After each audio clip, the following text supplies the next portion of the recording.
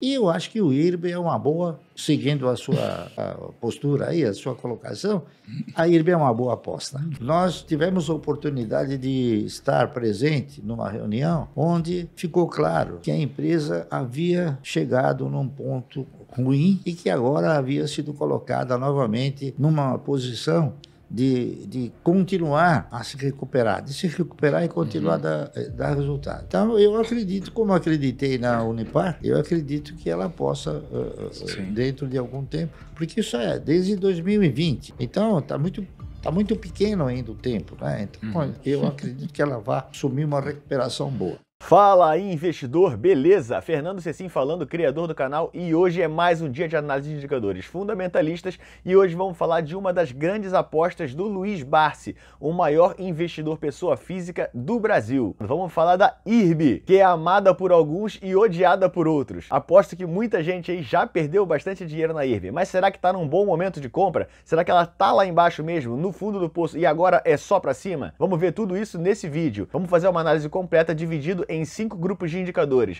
os de valuation, de endividamento, de rentabilidade, de eficiência e de crescimento. Então fica aí, vamos embora para análise, sem enrolação.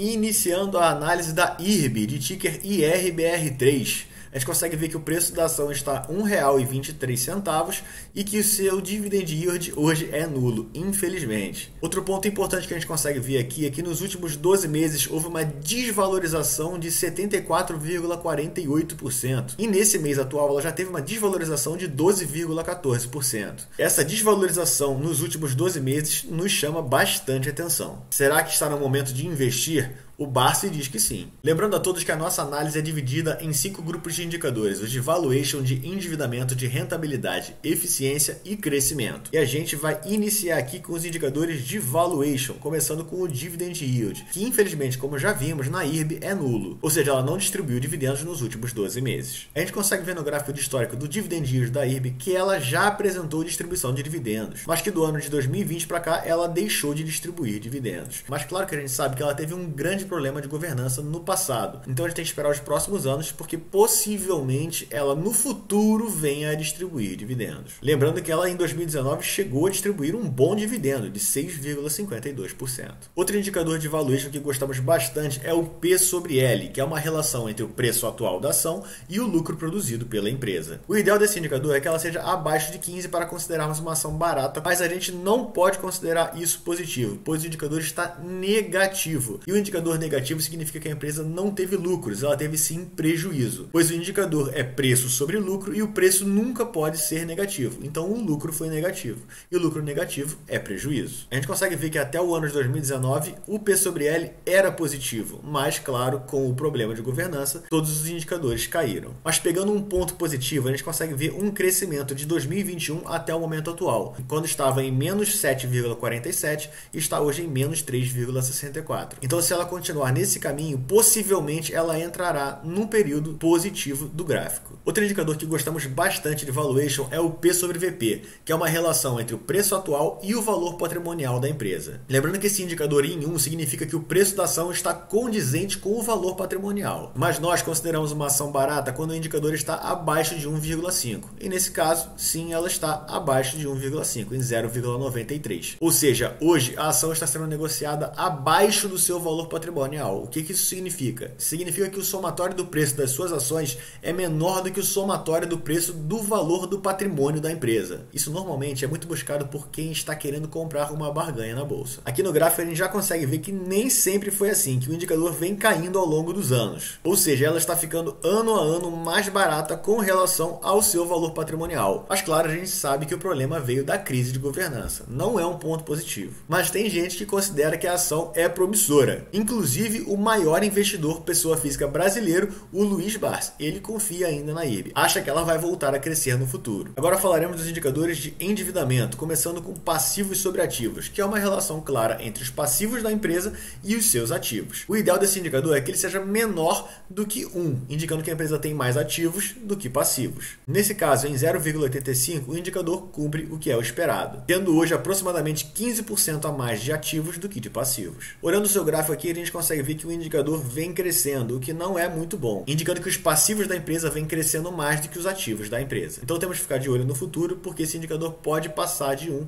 e aí começa a complicar. Outro indicador de endividamento importante é a liquidez corrente. Ela indica pra gente a capacidade que a empresa tem de pagar as suas dívidas de curto prazo, sendo que a liquidez corrente é ativo circulante sobre passivo circulante. E o ativo circulante são os ativos atuais e a receber nos próximos 12 meses, e o passivo circulante são os passivos atuais e a serem pagos nos próximos 12 meses. Então, o ideal é que esse indicador seja acima de 1. Com isso, a empresa conseguiria pagar as suas dívidas de curto prazo com os ativos de curto prazo. E, infelizmente, a gente consegue ver que não é isso que acontece. O indicador está em 0,77, sendo que o seu passivo circulante é aproximadamente 23% a mais do que o seu ativo circulante. Infelizmente, a gente consegue ver no gráfico que desde 2018 até o momento atual, o indicador vem caindo, indicando que a empresa vem tendo uma piora no seu endividamento, sendo que o indicador hoje está abaixo da sua média histórica, que é de 0,86, o que é um ponto bem ruim para a IRB. Se essa análise está te ajudando de alguma maneira, deixe seu like e inscreva-se no canal. Também não esqueça de acionar o sininho das notificações para não perder nenhuma análise. Agora a gente vai falar dos indicadores de eficiência, rentabilidade e crescimento, mas antes vou deixar 2 presentes aqui na descrição para vocês. O primeiro é um e-book gratuito que ensina você a analisar uma ação do início ao fim. O link está na descrição, é só clicar lá e baixar. E o segundo presente é um mini curso gratuito também com 3 horas de aula com os melhores analistas da Suno, ensinando você a investir na prática. Isso tudo gratuito, é só clicar no link aqui embaixo. Não perca tempo, se desenvolva. E se você não tem tempo para fazer as suas próprias análises, eu vou deixar aqui embaixo na descrição do vídeo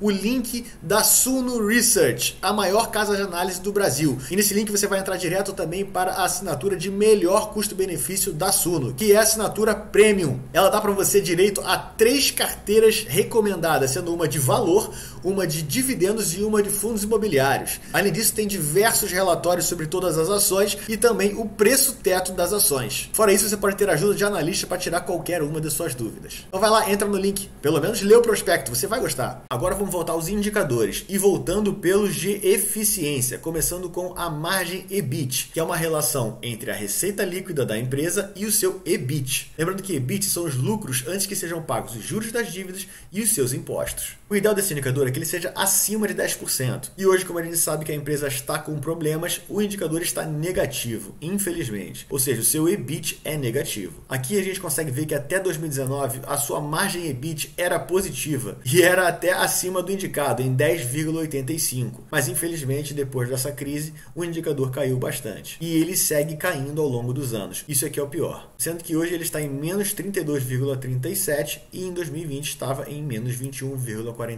Então a gente consegue ver que a eficiência da empresa está bastante ruim. Outro indicador que gostamos bastante também é a margem líquida, que é uma relação entre o lucro líquido da empresa e a sua receita inicial. Infelizmente, a gente sabe que a empresa está tendo prejuízo, então a sua margem líquida está negativa. O ideal dela seria que fosse acima de 10%. Hoje está em menos 10,96. Bom, a gente consegue ver que a margem líquida até 2019 era muito boa mesmo, em 18,31%. A gente consegue ver que em 2020 o indicador estava em menos 17,94 e hoje está em menos 10,96, que é um ponto de melhora. Vamos esperar que nos próximos anos esse indicador continue crescendo ao ponto de termos uma margem líquida positiva. Então temos que torcer para que a empresa volte a ter lucros. Agora, dentro dos indicadores de rentabilidade, vamos avaliar o ROI, que é uma relação entre o lucro da empresa e o seu patrimônio líquido. Também temos aqui um indicador negativo por ser uma relação do lucro com o patrimônio. Como a gente consegue ver nos outros indicadores, houve uma queda em 2020, uma melhora de 2020 para 2021 e de 2021 para o momento atual houve uma pequena piora. Assim como nos outros indicadores, temos que esperar que ela tenha um lucro positivo. Agora vamos analisar os indicadores de crescimento, começando com o CAGR das receitas dos últimos 5 anos, que é uma média ponderada do crescimento das receitas dos últimos 5 anos. O ideal desse indicador é que ele seja acima de 5%, e hoje está bastante positivo, em 13,98%, o que é muito bom, se pensarmos que os outros indicadores estão muito ruins. E a gente consegue ver uma queda no indicador, infelizmente, de 2020 para 2021, mas pelo menos de 2021 para o momento atual segue constante. Então a gente consegue ver que a empresa ainda vem tendo crescimento com relação